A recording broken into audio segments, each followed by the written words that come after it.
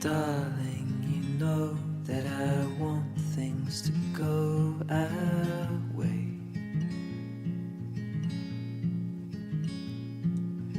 I'll try to reach you to lean every single day.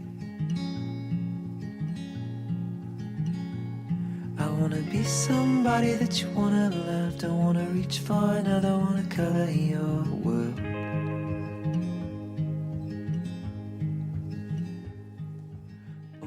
Ma mère avait raison.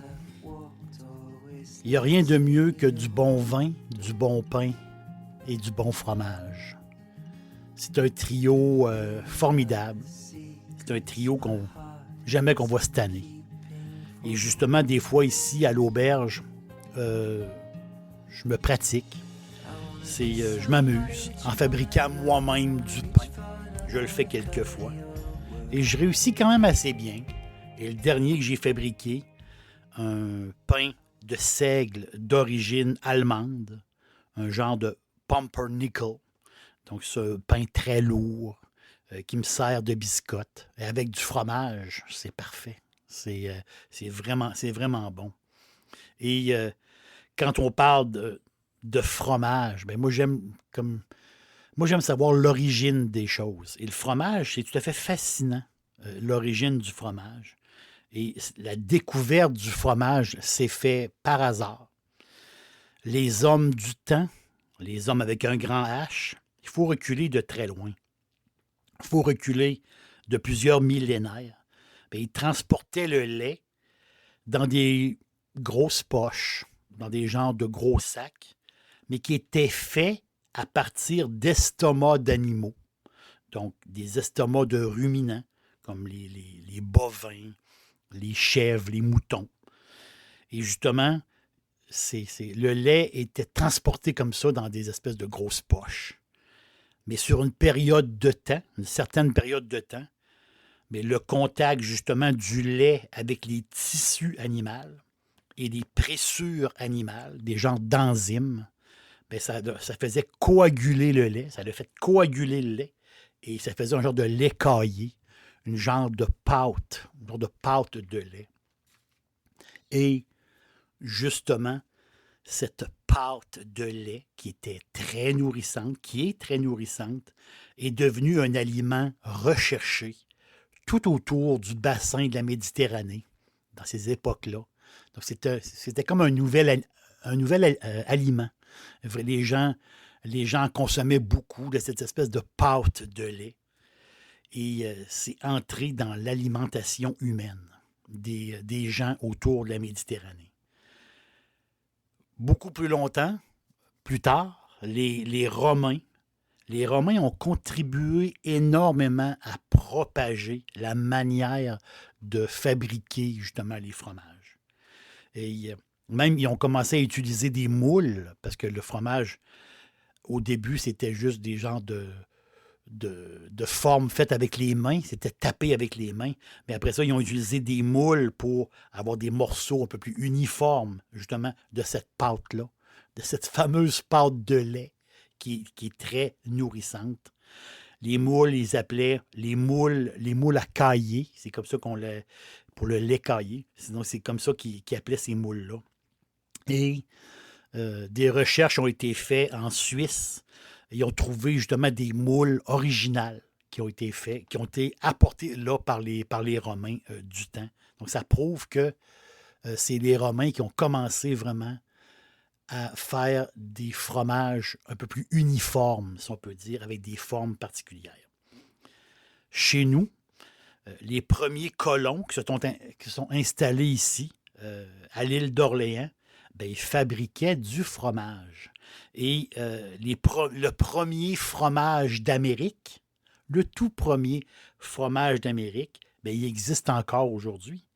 Il s'appelle le paillasson, le fromage paillasson.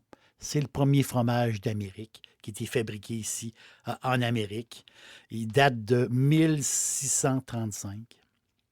Donc, en 1635, les fermiers de l'île d'Orléans utilisait les rares surplus, parce que des surplus de lait, il n'y en avait pas beaucoup. Mais quand il y avait des surplus de lait, il faisait justement des genres de galettes de pâte blanche, salée.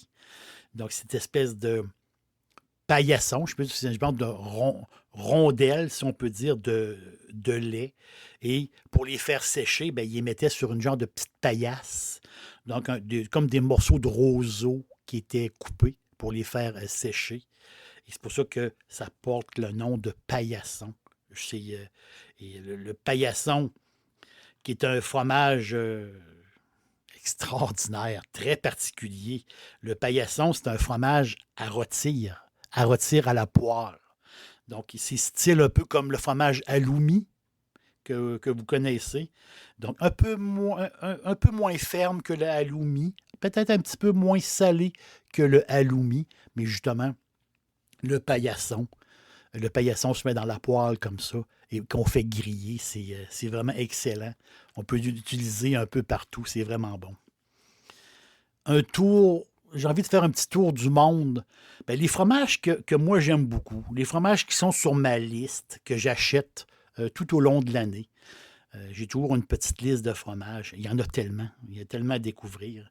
Tu sais, les brie, les camemberts, les fromages à pâte molle comme ça, ou à croûte fleurie, qu'ils appellent. Donc, c'est du lait de vache. Le camembert, qui est originaire de Normandie. Moi, j'aime beaucoup savoir l'origine des produits. Bien sûr, il se fait du camembert un peu partout, mais l'origine du camembert, c'est la Normandie. Et le brie, lui, le fromage brie, vient de la région parisienne. C'est son origine. Et une question qu'on se fait poser souvent, est-ce qu'on mange de la croûte, justement, de ces camemberts, de ces bries? Est-ce qu'on mange de la croûte? Oui, on mange de la croûte. On mange de la croûte parce que c'est une partie du goût du fromage est dans la croûte. On peut dire 50-50, le goût entre la pâte et la croûte. Et il y a vraiment du goût dans la croûte. Et cette croûte-là est formée par un genre de champignon, autrement dit, un champignon qui fait des petits filaments blancs. Donc, le champignon qui aide à la maturation du fromage. Et c'est ça qui fait la fameuse croûte, si on peut dire, la croûte fleurie, qu'ils disent. Donc, souvent, c'est un champignon qui va être dilué dans l'eau et après ça, il va être pulvérisé justement sur la croûte pour faire un genre d'affinage. Mais ça donne vraiment du goût. Ça donne vraiment du goût au fromage. Cette croûte-là, justement, il appelle ça le pénicillium. C'est un peu c'est le nom technique de la croûte. Le cheddar. Le cheddar, moi j'achète souvent du cheddar, ben ça porte le nom. Puis ça, je suis allé vérifier, mais j'ai été surpris un peu. C'est le nom d'un petit village anglais qui s'appelle Cheddar, justement, dans le Somerset. Le Somerset, c'est où à peu près 40 minutes, le petit village, à peu près 40 minutes au sud-ouest de Bristol, en Angleterre. Donc, les Britanniques de l'époque, eux autres, ils utilisaient les grottes, parce que dans cette région-là, il y a plusieurs grottes. Ils utilisaient les grottes du village pour faire vieillir. Ils avaient besoin d'une température constante pour faire vieillir leur fromage. Parce que le cheddar, vous le savez, on peut le manger très jeune. Et le cheddar, on peut le faire vieillir très longtemps. Il y a des cheddars très vieux. Et pour les faire vieillir, bien justement, ça prend une température constante. À cette époque-là, ils utilisaient les grottes, justement, pour mettre les blocs de fromage. Et au Québec, il y a un cheddar que moi j'adore. Vraiment, je l'achète souvent. Je me fais plaisir. C'est le cheddar de l'île aux grues qui a un goût de noisette tout à fait extraordinaire. Donc, le cheddar vieillit 1 an. Cheddar de l'île aux grues, moi, je l'adore. Je l'achète très souvent. Puis, il est fantastique. Mon amoureuse, qui aime beaucoup le fromage, adore le Gouda, surtout le Gouda fumé.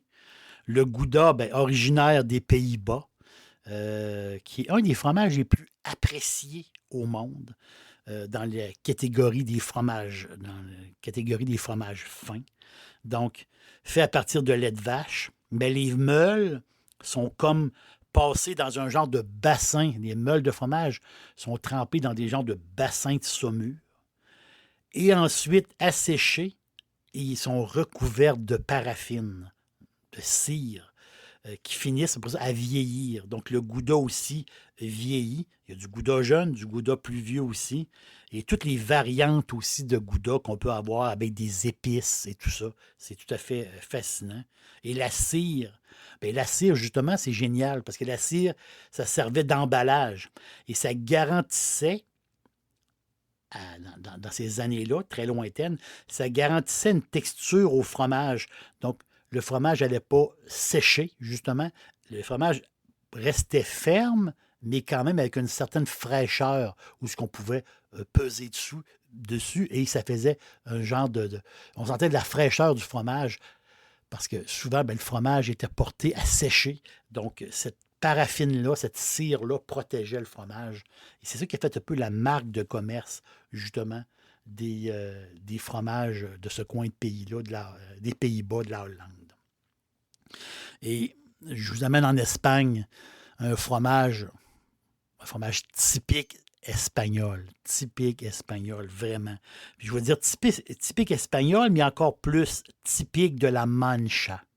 La Mancha. Donc, le centre de l'Espagne, au sud de Madrid. Donc, vraiment, là, la Mancha, qui est une région extraordinaire. La Mancha. Et là-bas, il y a des brebis. Et ces brebis-là de race manchega. C'est la race de brebis.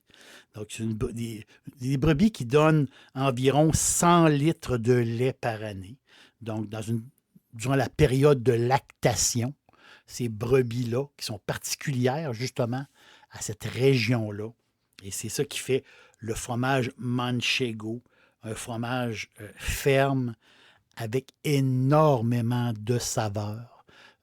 Vraiment fantastique. Le manchego, moi, j'adore. Les Espagnols le tranchent justement en petites pointes, avec un peu de pain, comme ça, un petit verre de vin. C'est le paradis, le manchego. Et si vous êtes amateur de feta, moi je suis un amateur de feta, du feta avec un bon verre de chardonnay. Chardonnay, feta, des tomates en tranches et un petit filet d'huile, un peu de poivre. Ça c'est bon. Ça, c'est bon. On va égrener justement du feta sur les tomates. Mais, d'origine grecque, d'origine du nord de la Grèce, justement, la Macédoine et cette région-là. Le feta est normalement, là-bas, initialement, est fabriqué à partir de 2 laits, le feta. Le lait de brebis et le lait de chèvre. La brebis qui est la femelle du mouton et la chèvre qui est la femelle du bouc.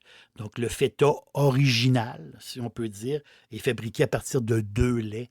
Et le feta qui est tellement pratique, puis vous le savez, dans les salades, on peut le mettre partout. Et sur la pizza, feta, c'est toujours bon. Justement, moi qui est un bouffeur de pizza professionnel,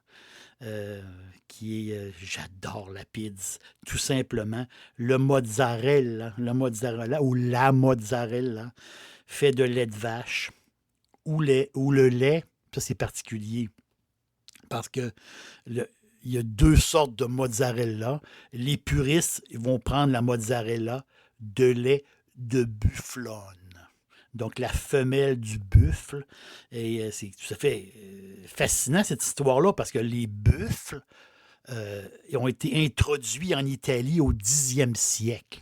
Et il y a une région en Italie où qui ont justement ces animaux-là. Les fameux buffles, hein, c'est de gros taureaux un peu particuliers. Et les rois normands au 10e siècle qui ont amené ces bœufs-là, qui étaient déjà en Sicile, qui avaient été amenés par les Arabes du temps. Donc, toute une épopée quand même sur ces bœufs-là.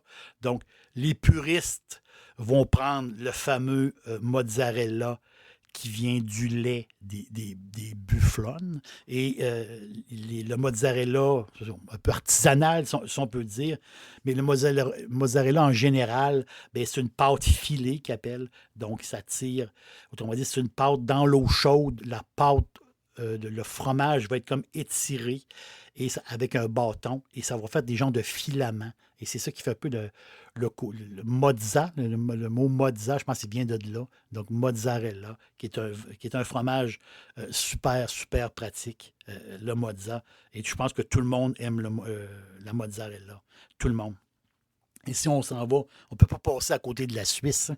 La Suisse, qui ont des fromages incroyables. C'est-à-dire les gruyères, les emmmentales, les vacherins et le spritz. Le spritz, drôle de nom, spritz, qui est un genre de parmesan, un parmesan suisse, et qui est très friable, très, très, très friable.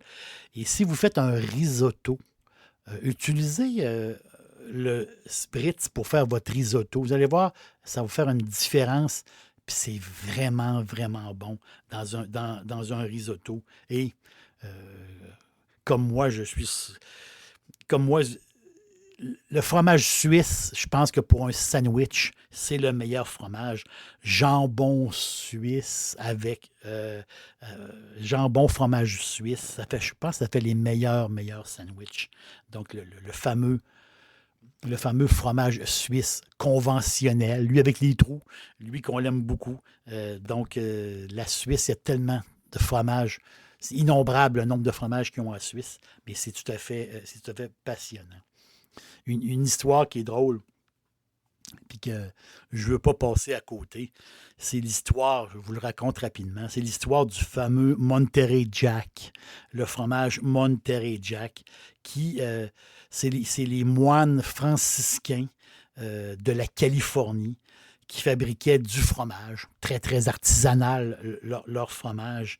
Et à un moment donné, il y a un entrepreneur, un dénommé Monsieur Jack, son nom de famille. Et je pense que c'est David Jack ou quelque chose comme ça. C'était son nom de famille. Et lui a décidé de commercialiser justement à grande échelle le fromage des moines. Et parce que c'est un très, très bon fromage qui est un peu apparenté justement au cheddar, si on peut dire, un peu apparenté comme ça. Et c'est lui qui a popularisé justement le fameux Monterey Jack, parce qu'il vient de la ville de Monterey, en Californie. Et l'essor de ce fromage-là, ben, c'est fait justement lors de la Deuxième Guerre mondiale. C'est que tous les produits italiens étaient sous embargo aux États-Unis. Et là, il n'y avait plus aucun fromage italien qui entrait aux États-Unis. Et là, justement, ce Monterey Jack-là est arrivé sur les tables des Américains. Et c'est là qu'ils ont apprécié, qu'ils ont connu ce brand-là. Aujourd'hui, fromage très populaire. Et moi, j'aime beaucoup la version Monterey Jack avec des piments de jalapeno. Je trouve que c'est un excellent fromage, passe partout, puis qui a du goût, justement. Je trouve que c'est une bonne version. On peut parler du bleu, le fameux Stelton britannique. Je sais que c'est pas tout le monde qui aime le fromage bleu. Moi, j'aime certains bleus que j'aime un peu moins. Le Stelton britannique qui est assez puissant. Ou le Colby, justement, du Wisconsin. Le Havarti, qui est originaire du Danemark. Très pratique, le Havarti. Beaucoup de recettes faites à partir d'Havarti. Et plein de fromages. Le Romano. L'univers du fromage est tout à fait infini. Mais si vous avez du pain et si vous avez du vin, je pense que c'est un souper passe-partout et je pense qu'on a toujours du plaisir à consommer du fromage. Merci d'être passé ici à l'Aubergiste et je pense que je vais aller me faire un bon sandwich, justement, jambon fromage et on se reparle bientôt.